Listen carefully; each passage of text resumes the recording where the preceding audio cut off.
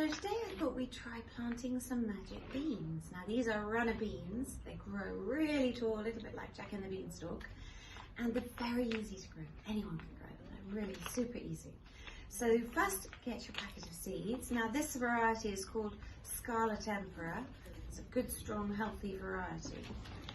First thing you need to make sure is that you've got a lovely clean pot, and I say clean because the clean pot ensures that a disease that might have been in a plant that was previously in the pot isn't transferred to this new seed and new plant about to grow.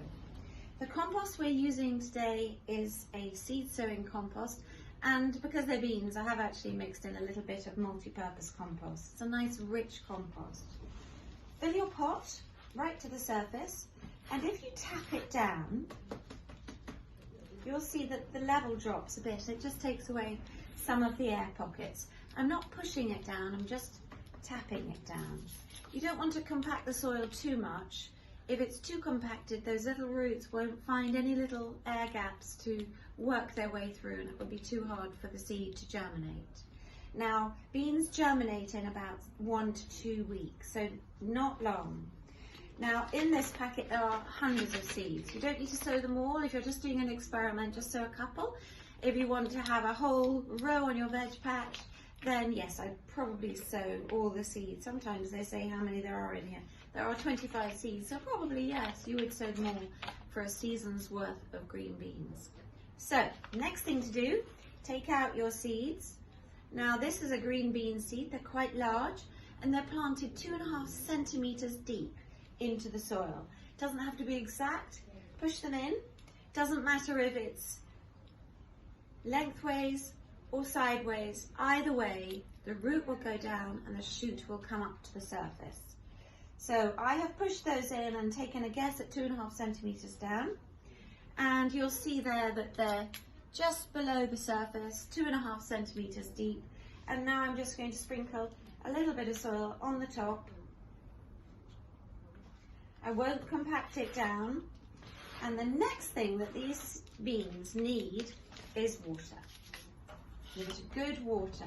Now if the seed was smaller, I wouldn't use such a gushing watering can, because otherwise you will find yourself washing away any seeds. But this watering can gives a nice gentle sprinkle, so that should be fine.